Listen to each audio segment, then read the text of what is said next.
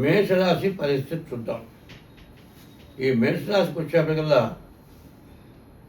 మరి మే నెల కానీ, జూన్ నెల కానీ, జూలై నెల కానీ ఈ 3 నెలలకు కూడా శని పూర్తిగా బాగలేదు. శని ద్వాదశంలో ఉన్నాడు. ద్వాదశంలో ఉన్నటువంటి శని ఏమిటి? 7 నాటి శని అంటారు. 7 సంవత్సరాల 6 మాసాలు శని ఉంటాడు. ఇప్పుడు మే, జూన్, జూలై ఈ 3 నెలలకు కూడా మేషరాశి పూర్తిగా బాగాలేదు. మరి దానివల్ల ప్రయోజనం ఏమిటి? 25వ సంవత్సరం మార్చి నెల 30వ తారీఖు రోజున శని మీనానికి వచ్చాడు. ఆ శని ఇప్పటికి సంవత్సరం అయింది. మార్చికి సంవత్సరం. మే నెల 25వ సంవత్సరం మార్చి నెల 30వ తారీఖు. మళ్ళీ ఇప్పుడు మార్చి నెల వస్తుంది. ఈ మార్చి నెల ఆఖరి సంవత్సరం అయిపోయింది. మార్చి నెల ప్రవేశించేప్పటికే సంవత్సరం అయిపోయింది. ఇంకా 6 సంవత్సరాలన్నర మేషరాశికి ఏలినాటి శని. ఈ శని వల్ల వచ్చే ప్రయోజనం ఏంటి? ఇప్పుడు మే నెల, జూన్ నెల, జూలై నెల 3 నెలలకు కలిపి శని ఎత్తా ఉన్నాడు మనం చూసుకుందాం. ఈ శని వల్ల ద్వాదశాష్టమ జన్మస్థం శని అంగారకో గురు కుర్వంతి ప్రాణ సందేహం స్థాన చలనం ధనక్షయం. ఈ శని వల్ల కుర్వంతి ప్రాణ సందేహం, చచ్చిపోదాం, మనం ఏం చేయలేము, మనం ఎక్కడ ఏ పని చేయలేకపోతున్నాం, మన వల్ల ఏమీ కావట్లేదు, మనం ఎందుకు పనికి రాకుండా పోయినాం, మనకంటే పనికిరాని వాడు ఎవడు లేడు, చచ్చిపోదాం, అదొక ఆలోచన. నాబోటి వాడు అంటాడు, నువ్వు చచ్చిపోయి సాధించకూడదురా, ఈ కష్టాన్ని నువ్వు పడి చివరికి గెలిచి నువ్వు సాధించాలి అని చెప్తాం మేము. మరి ప్రాణాంతకంగా ఉంటుంది. నీవు చేసే వృత్తిలో నుంచి మానుకొని వేరే వృత్తికి వెళ్తావు, చేసే వృత్తి పోతుంది. మరి కొత్తగా పోయిన చోట ఆ వృత్తి కూడా మీకు సక్రమంగా సాగదు. తర్వాత ఇంకోటి ఏమవుతుంది? ఉండే ఇల్లు మారాల్సి వస్తుంది. ఇల్లు పోతుంది, వృత్తి పోతుంది, కొత్త వృత్తి వస్తుంది. ఆ వృత్తిలో ఏమి బ్రతకటానికి చేతగానటువంటి హీనమైన పరిస్థితి. ఒకవేళ వాడు పూర్వజన్మ సుకృతం చేసుకుంటే అన్ని కష్టాలు పడి బయటపడతాడు. ఇంకా 6 సంవత్సరాల 6 మాసాలు మే నెల, జూన్ నెల, జూలై నెల 3 నెలలకు కూడా శని పూర్తిగా 6 సంవత్సరాల 6 మాసాలు శని వల్ల చాలా కష్టాలు, నష్టాలు ఉన్నాయి. అయితే ఇది మేము చెబుతుంది రాశి ఫలం. ఈ మేషరాశి అశ్విని 4 పాదాలు, భరణి 4 పాదాలు, కృత్తిక 1 పాదం, 3 రాశులు కలిసి మేషరాశి. ఏదో పిలిచే పేరుని బట్టి నా రాశి ఇది, నాకు బాగా జరుగుతోంది, నువ్వు ఏదో చెబుతున్నావు అనే మాటలు కాదు మీరు నన్ను అడగాల్సింది. మీ జన్మ నక్షత్రం, పుట్టినరోజు మీ జన్మ నక్షత్రం ఏదో చూసుకోండి. అశ్విని, భరణి, కృత్తిక. అశ్విని 4 పాదాలు, భరణి 4 పాదాలు, కృత్తిక 1 పాదం కలిసి మేషరాశి. ఈ మేషరాశి వారికి పూర్తిగా ఏలినాటి శని ఉన్నది. తర్వాత ఈ శని వల్ల ధనస్సు రాశి వాళ్ళకి, ఈ ధనస్సు రాశి వాళ్ళకి కూడా అర్ధాష్టమ శని మరి 4 ఉన్నాడు. మరి ఈ రాశి వాళ్ళకి మే నెల, జూన్ నెల, జూలై నెల కూడా ఈ మేషరాశి ధనస్సు రాశి వాళ్ళకు కూడా అర్ధాష్టమ శని. ఈ శని వల్ల అన్ని రాశులకు చెబుతున్నాం ముందుగా, ఎందుకంటే అన్నీ విడివిడిగా చెప్పడానికి కుదరదు కాబట్టి ఈ మేషరాశి కాదు, ధనస్సు రాశి వాళ్ళకి శని పూర్తిగా బాగాలేదు. తర్వాత సింహరాశికి అష్టమ శని, సింహరాశి కూడా శని బాగాలేదు. కాబట్టి ఈ రాశుల వాళ్ళు ముందు డేట్ ఆఫ్ బర్త్ ద్వారా జాతకం చూపించుకోండి. ఎందుకంటే ఇది రాశి కరెక్ట్ అవునా కాదో తెలియాలి అంటే డేట్ ఆఫ్ బర్త్ ద్వారా కానీ పూర్తిగా అర్థం కాదు. కాబట్టి మీరేం చేయాలి? డేట్ ఆఫ్ బర్త్ ద్వారా మీ జాతకాన్ని చూపించుకోండి. ధనస్సు రాశి, సింహరాశి, మేషరాశి ఈ 3 రాశులకు కూడా శని పూర్తిగా బాగాలేడు. తర్వాత ఈ మేషరాశికి వచ్చేప్పటికల్లా మరి గురువు కూడా అర్ధాష్టమానికి వస్తున్నాడు. మరి జూన్ నెల వచ్చేప్పటికల్లా 4కి అర్ధాష్టమానికి గురువు వస్తున్నాడు.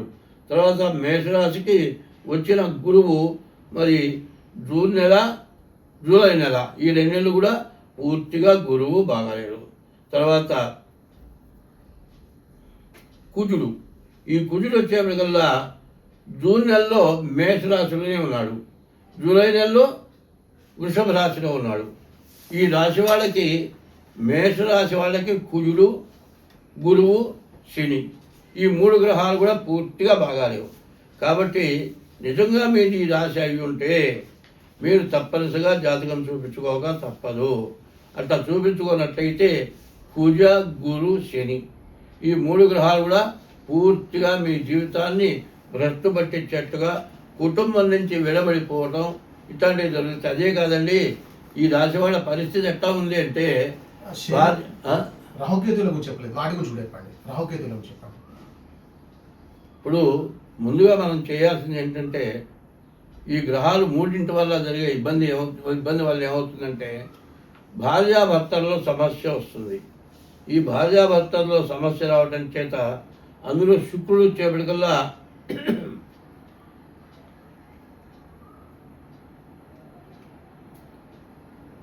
శుక్రుడు వల్ల కూడా సమస్య ఉంది.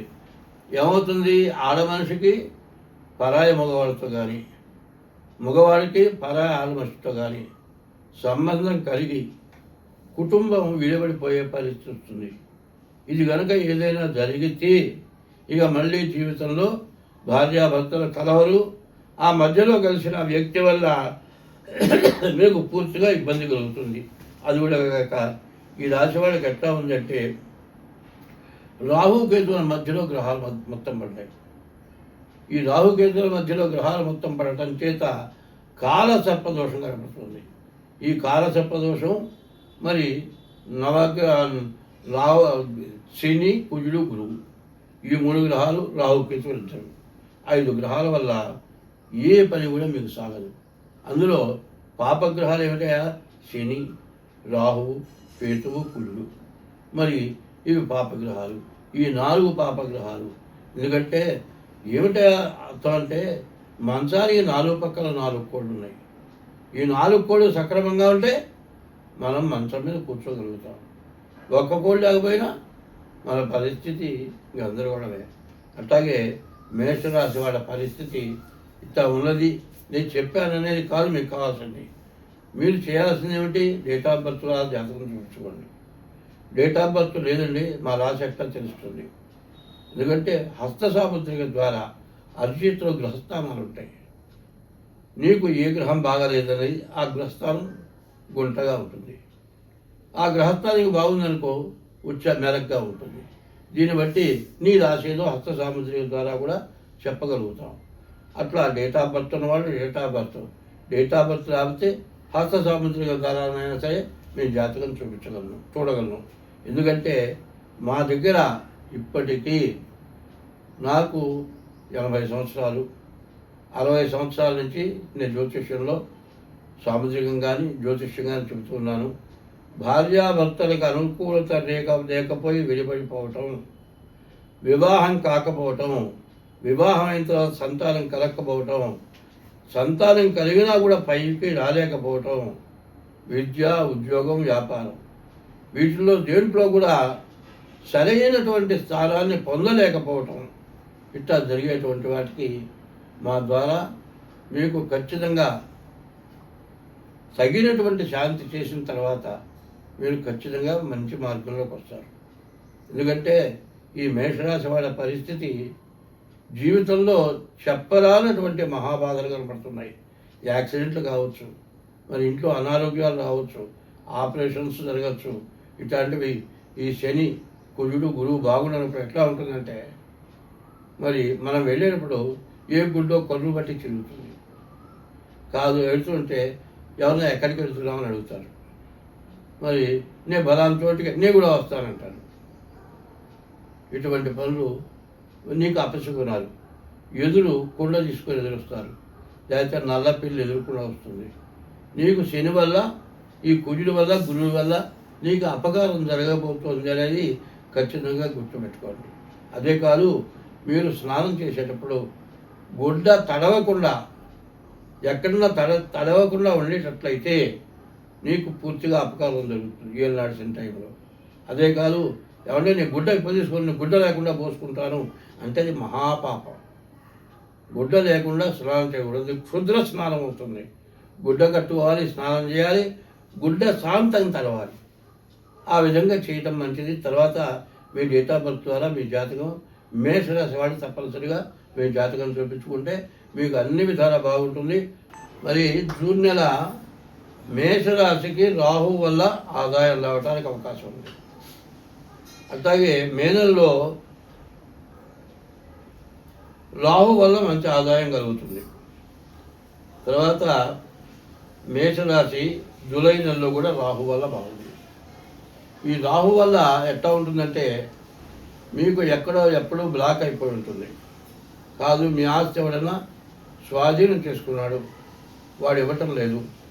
కాదు మీరు ఏదైనా ఏ చీటీకో లేకపోతే బ్యాంకులో మరి వ్యాపార సంబంధమైన లోన్ తీసుకున్న వాటికి హామీ పెట్టుంటే మొత్తం మీ ఆస్తి మొత్తం కాజేసి వాడు దొరక్క పారిపోయి మీరు ఇరుకులో పడిపోయి ఉంటారు.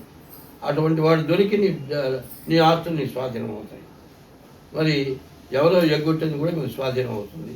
అదే కాదు, పొలాలు ఉన్నాయి, గవర్నమెంట్కి ఏదో అడ్డం వచ్చింది, అడ్డం వచ్చి వాళ్ళు ఏం చేస్తారు, ఏ కాలం తీయటానికో రోడ్డు వేయటానికో మీరు ఇవ్వకపోయినా కూడా స్వాధీనం చేసుకుంటారు. అడిగినప్పుడు వాడు ఇవ్వదలుచుకుని ఇస్తే తీసుకోవాలి. అట్లా కాకుండా నాకు ఇంత అయితే ఇవ్వను, నాకు ఇంత కావాలి, మార్కెట్ రేట్ అనేప్పటికీ నిన్న అసలు కేర్ చేయకుండా వాళ్ళు స్వాధీనం చేసుకుంటారు.